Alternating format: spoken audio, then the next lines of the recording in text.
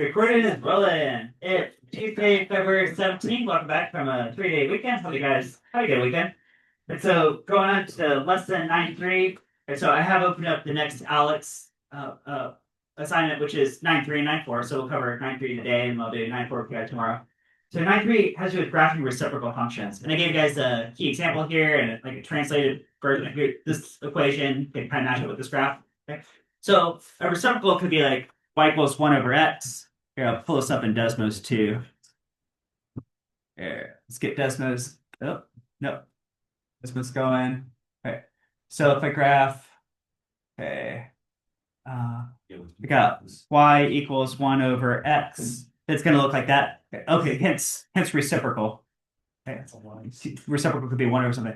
Now, what we could do is we could take this and we could translate this. I can slice around a little bit. Okay. So you guys know if I attach some minus h to the x value, guys, what does that do to the whole graph? Just this minus h bit right here. It shifts it which way? Like that.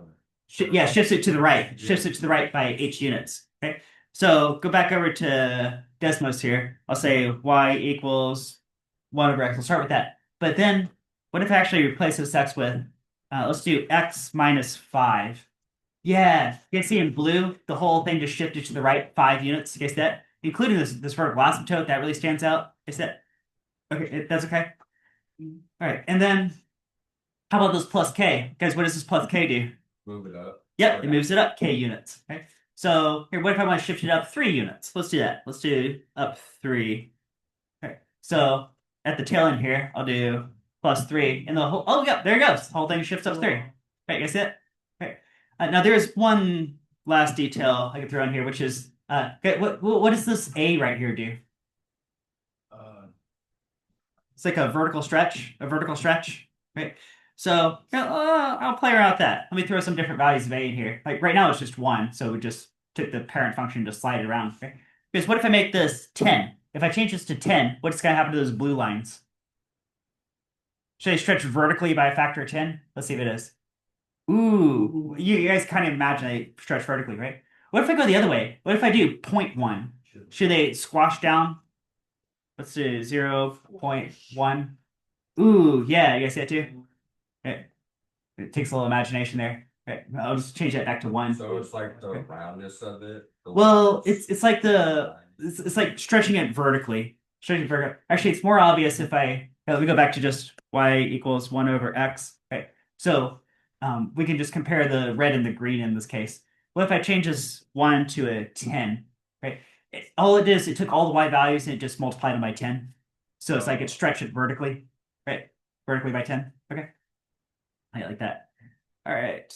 All right. Then, okay. So that's a basic rundown.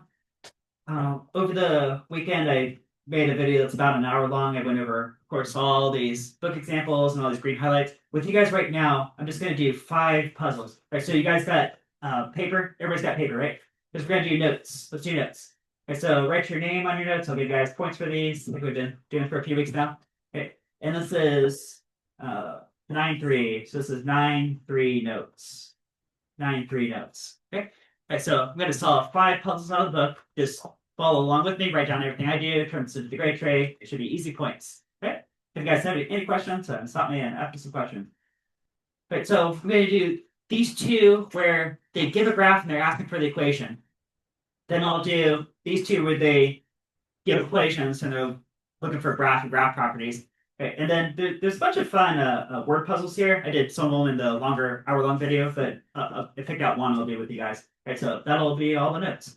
Okay, and they'll pretty much cover kind of fundamentally anything they could ask in this section anyway. Okay, so number 17. Okay, we got this looking graph going on. 17. Okay, let's all copy that graph out of the book.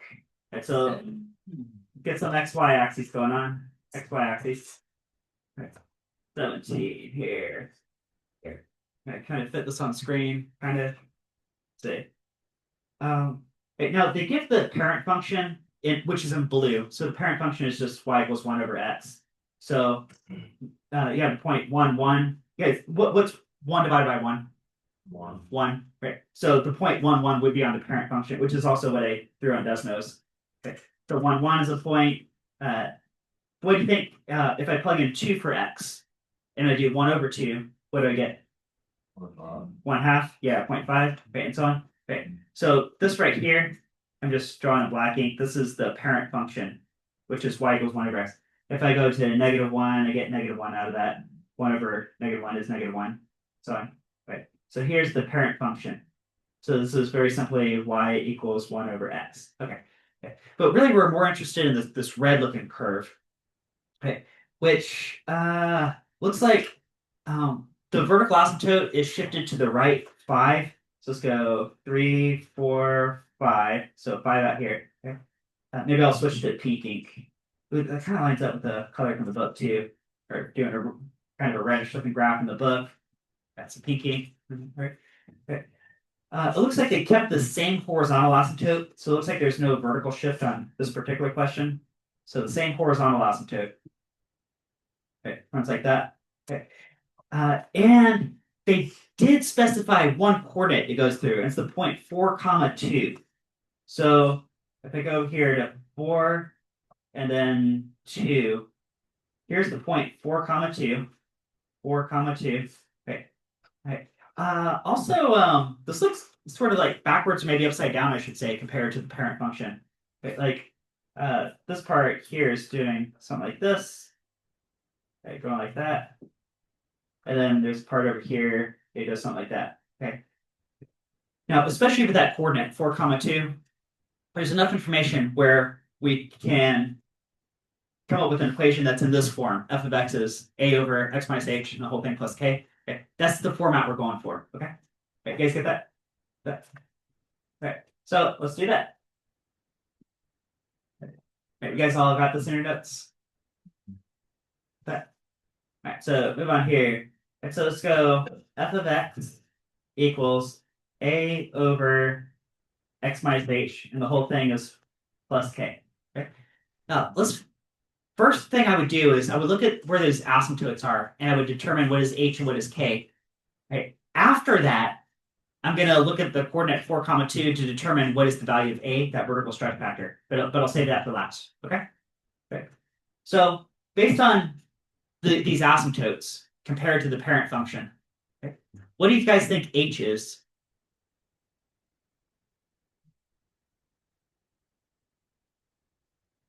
What does h do again to the Cole graph? Yeah, shift it to the right. Yeah. Right. And where's the new vertical asymptote compared to the old vertical asymptote?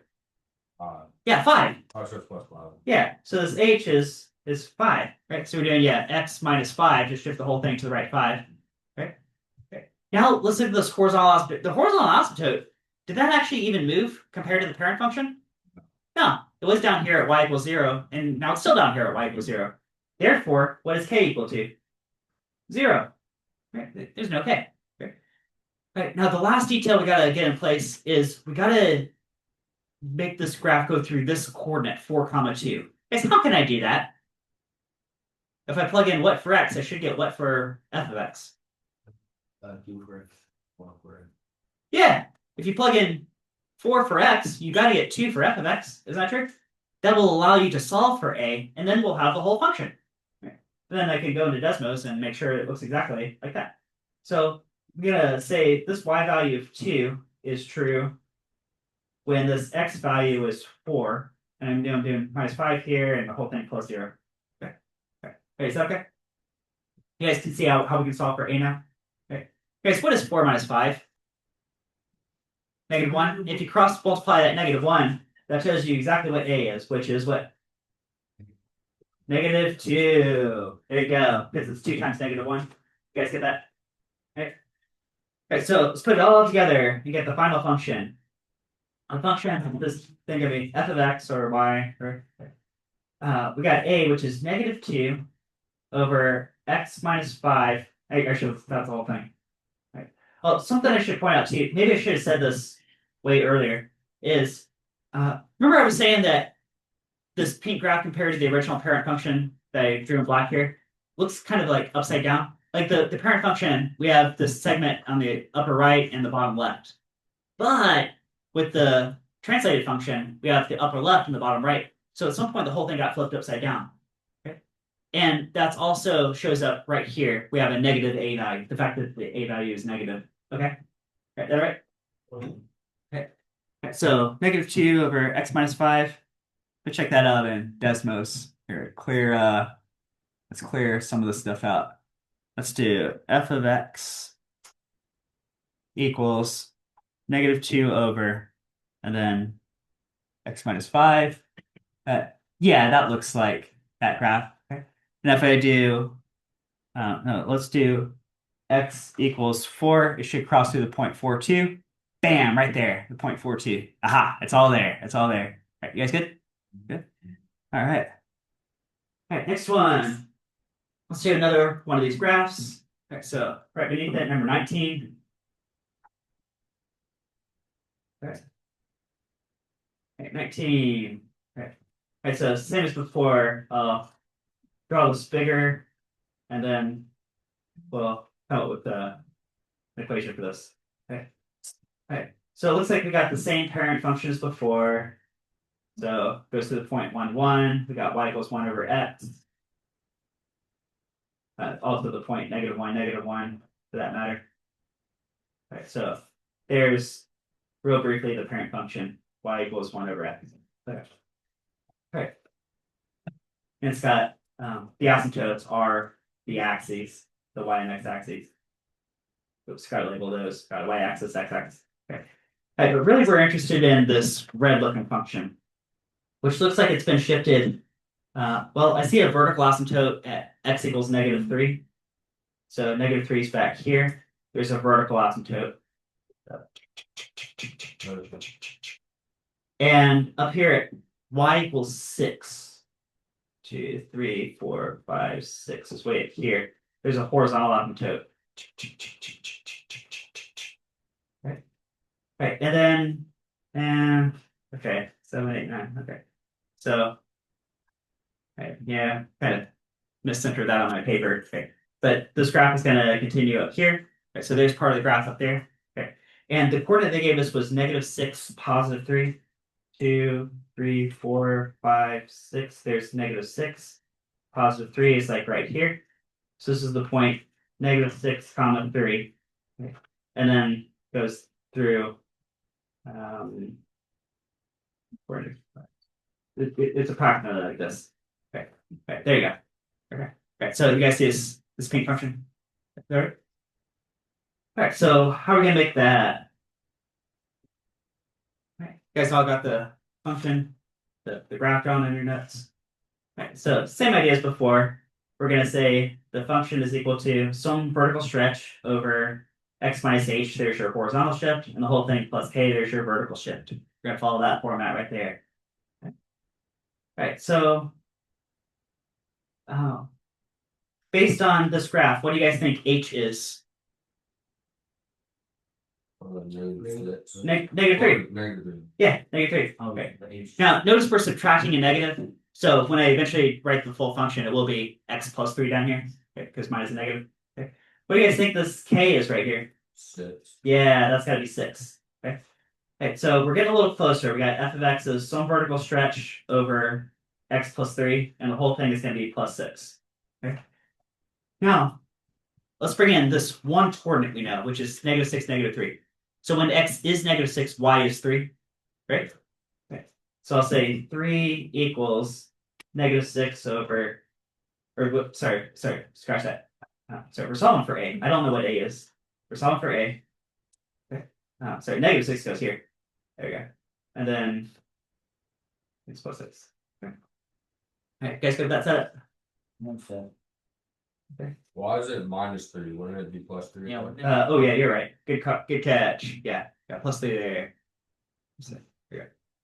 S6 +3 x6. All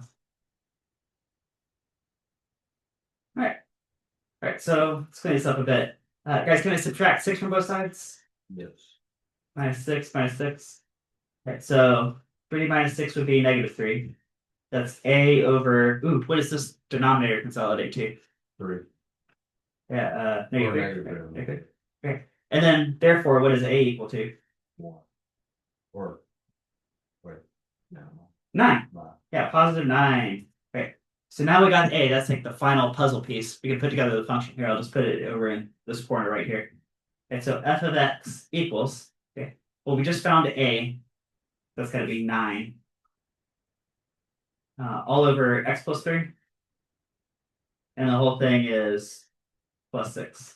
Right. So there's the function right there. It's the function. All right. 9 over x plus 3 plus 6. Let's go 9 over x plus 3 and the whole thing plus 6. Yeah. Yeah, that looks like what we got. So the same thing. All right. All right. All right. So we did a couple of these where we had the graph and we came up with the equations for those graphs. Okay. Now let's go the other way. Let's do a couple where they give us equations and gotta make a graph out of them. Graphs. Okay. So 37. They're telling us f of x is 6 over x minus 1 and the whole thing plus 2.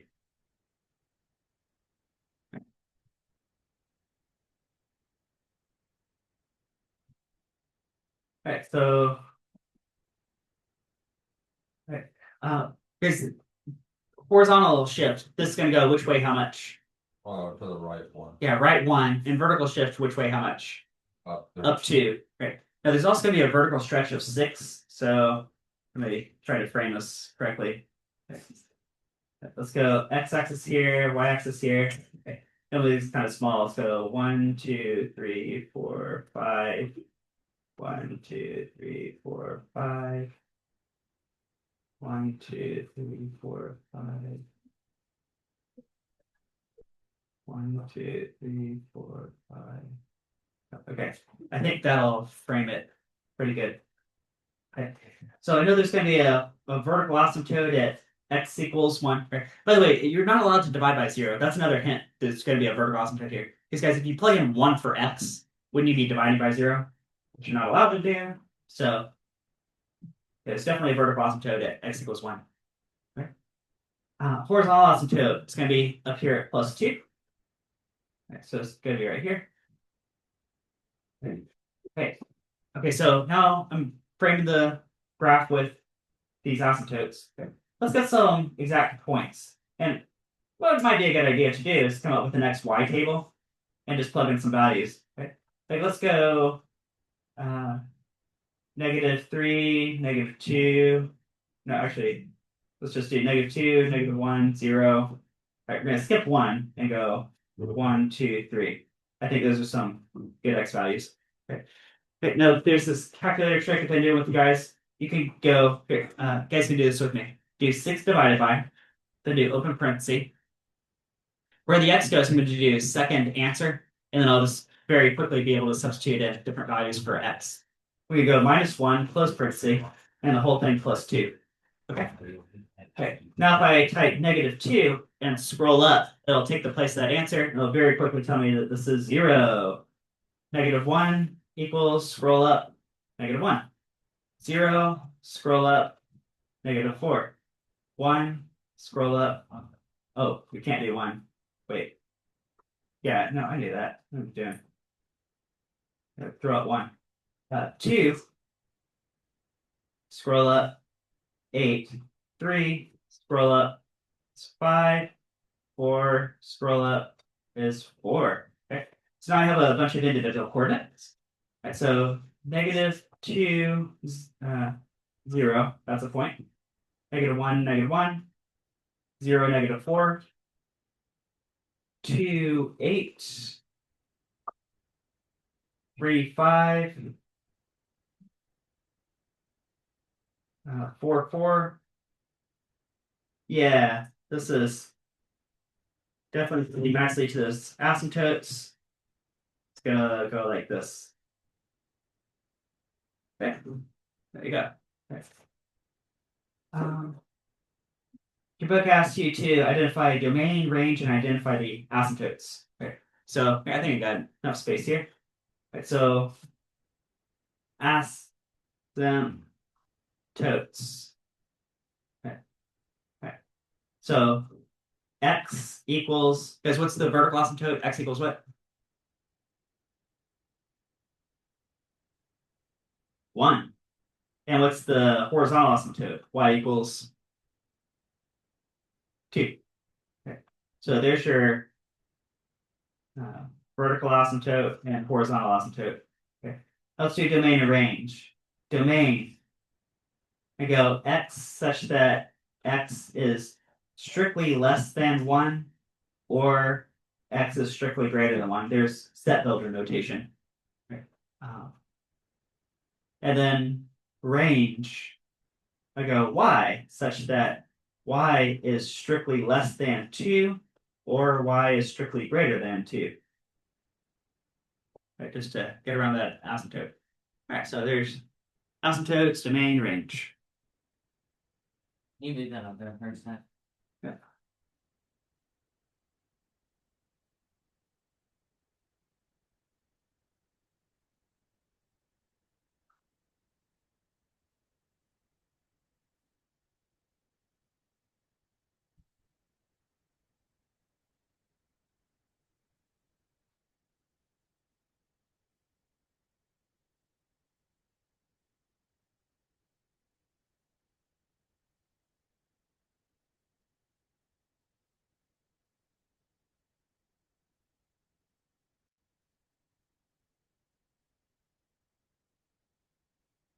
You guys got that? Oh, wait. So,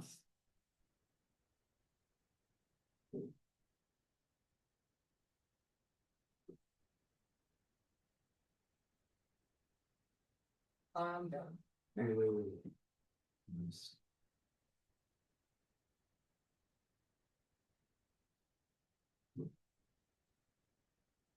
Let's do another one of these graphs. Another graph question.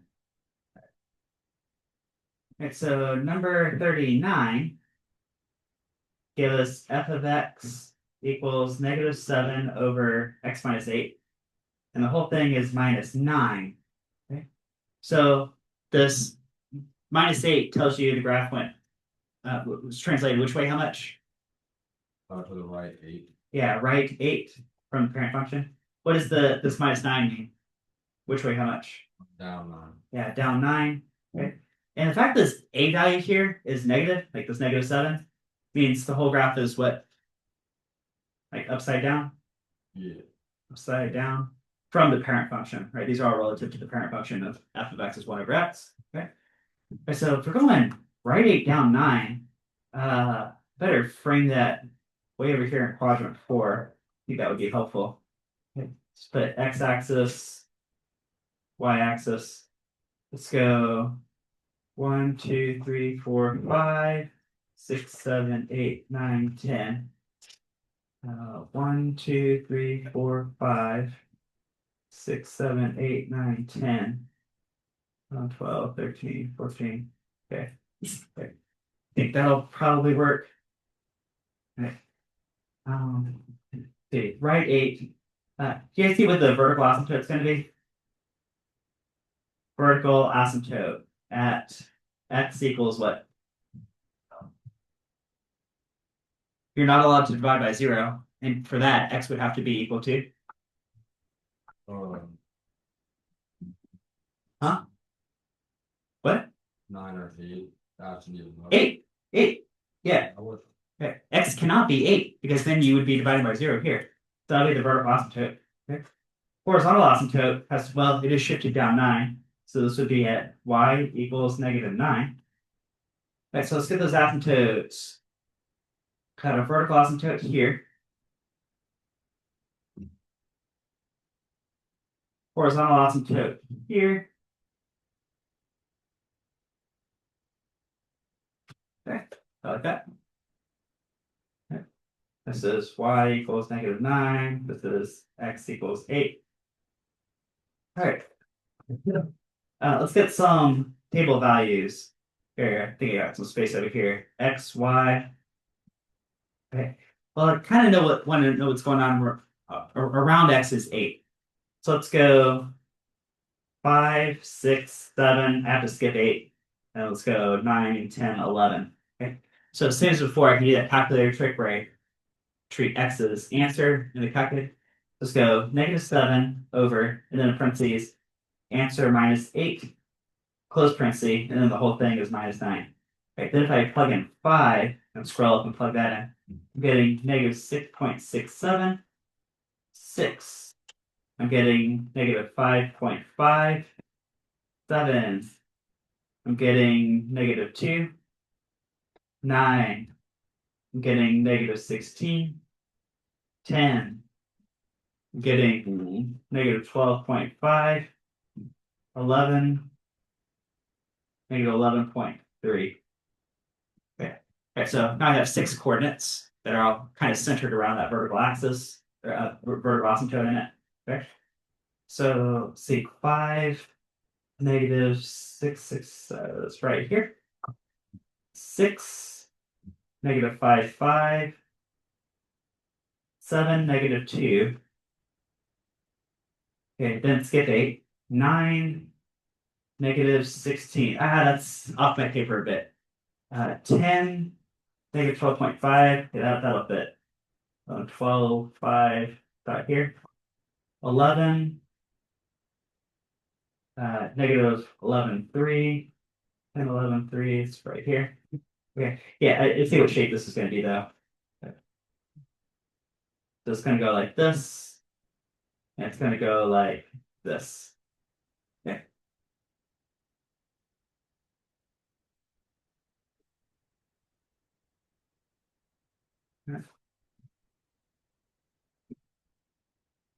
Here. Hi guys, I finished copying that. I will type that into Desmos. X is 8. 3 - 9. Okay. All right. So that's basically look like this. Let's see. Yeah, that's it. That's that set of blue curves right there. Yeah, that's the same thing. Same thing. We are good. All right. All right, you guys got that? Right. Right. So there are quite a few word puzzles in here. Again, most of them I did in the hour-long video. But I want to do at least one with you guys. So let's do this vacation question, number 43. 43, vacation. The Castellano family is planning to rent a car for a trip. The rental costs $125 plus 30 cents per mile. So rental upfront cost is $125. So if they just take it off the lot and immediately return it, $125 down. Okay. Okay. And then also we got $0.30 per mile. Okay, so 30 cents per mile. Okay. Okay, so what kind of equation are we supposed to come up with? Okay. Relates cost per mile to the number of miles in. Okay. So C in this context represents cost per mile. Okay. And as a function of number of miles traveled in. Okay. Yeah. Okay. Can you guys come up with an equation before I do? Here, I'm gonna give you guys a little bit of a head start. Okay. So we're coming up with an equation that's cost per mile as a function of m, which is the number of miles driven. So how would you guys write that equation? M over 0.3 plus 25. Okay. You know what? Yeah, this is a little fun equation. Because guys, notice this C is not the total cost. It's like an average cost per mile. Do you guys see that? Okay. And actually, one of these numbers already is sort of in a cost per mile form. That's this one right here, isn't it? Yeah. Okay. So I think I can say something plus 0.30. Okay. That's already in terms of dollars per mile. Okay. So that one can kind of stand on its own. Okay. Guys, what about this $125 figure? Okay. Now that's like the original down payment. Now, if you only drove around for 1 mile, then it's great. It's $125 per that 1 mile you drove around.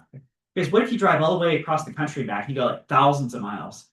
doesn't this $125 upfront payment get divvied like per mile, like to very small quantity because you went thousands of miles? Okay. So what can I put right here? You could put top. 125 over m, where m is the number of miles. Okay. So, for example, if you drove like 1,000 miles, guys, 1,000 miles, wouldn't $125 be divided over 1,000 miles and be like a few cents per mile? Yeah. Yeah. Okay. Then on top of that, of course, you're adding the 30 cents per mile, like actually driving around. Okay. Okay, so this is m is the number of miles driven. Okay. Yeah. And then we got this type looking equation. Okay. Oh, the last thing I want to do is go ahead and plug that into Desmos. All right. Oh, I got Desmos on my screen, so I'm gonna type that out. I'll say C equals 125 over M and the whole thing plus 0.30. All right, I think this will graph it. Let's see. Usually Desmos understands C and M could be Y and X. Yes, that blue curve. Right, you guys see that blue curve? Right. So again, if you just drove around for like 1 mile, then it's really expensive on a per mile basis, which is like way up here where my mouse cursor is. But if you drive around for like hundreds of miles, like that's way out here. Now the cost per mile is getting very, very small, right? Because the upfront cost is now being averaged into like hundreds of miles. Okay. Like I said. All right. All right. So yeah, that's pretty good encapsulation of that lesson right there, 9-3. All right. All right. Guys, double check. Make sure your name's on your notes and then turn this into the grade tray. Give you guys points.